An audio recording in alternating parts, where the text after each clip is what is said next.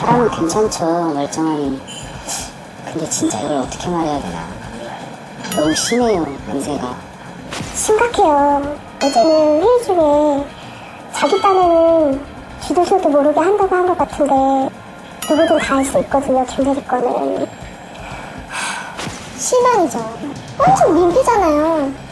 제가 병원에 한번 가보라고도 했어요. 장에 문제 있는 것 같아서.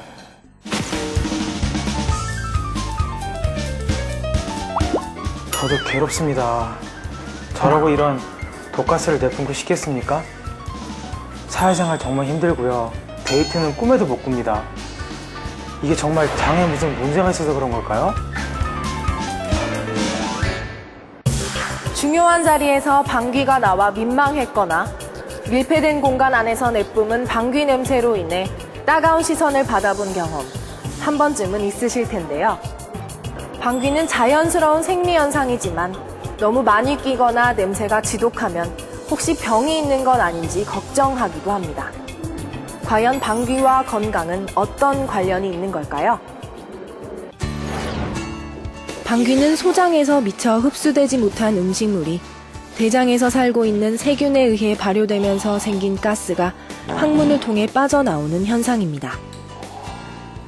사람은 누구나 의식하지 못하는 가운데 하루 평균 13번 이상, 많게는 20번 정도의 방귀를 뀌는데요.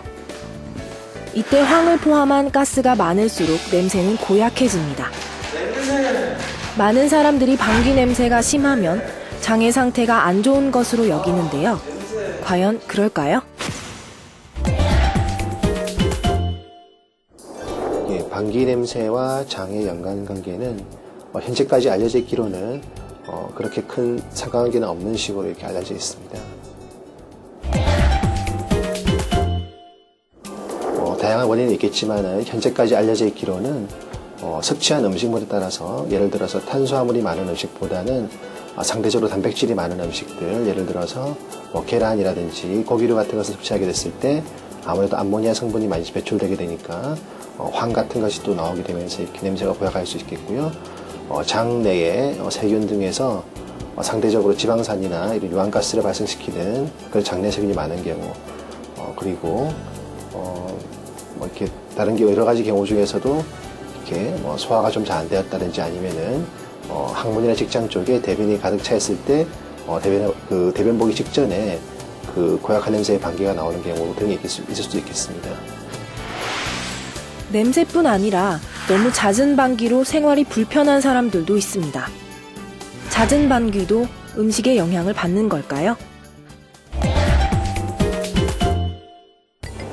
영향이 있다고 알려져 있고 일반적으로 많이 먹는 음식에 비해서 특정 음식들 같은 경우에 장에서 분해가 잘 안 되면서 가스 배출이 상대적으로 많다고 알려져 있습니다. 그러한 음식들에는 특히 서양인보다 동양인에서 많다고 알려져 있는 우유 같은 유제품 등을 많이 드시는 경우, 그리고 콩, 감자, 양파, 샐러리, 양배추, 건포도, 바나나 같은 여러 가지 그러한 음식들이 알려져 있고, 최근에는 이러한 음식들을 적게 먹으면은 방귀의 양을 줄일 수 있고 복부 팽만을 줄일 수 있다고 해서 이러한 음식들을 통칭해서 포드맵이라고 해서 이러한 성분이 많은 음식들을 가급적 회피하는 식사법을 통해서 복부 팽만 및 가스 배출 등을 줄이자고 그런 노력들이 이루어지고 있고, 이러한 증상을 저증상으로 하는 과민성 대장증후군을 치료하려는 노력도 이루어지고 있습니다. 저희 병원 소화기 내과에서도 수소기 검사 등을 통해서 이러한 것을 진단 후에 영양과의 협진을 통해서 영양 상담 등을 해드리고 있습니다. 방귀의 냄새나 횟수는 장의 건강 상태보다는 음식 등 다른 요인에 의해 영향을 받는다는 것 아셨나요?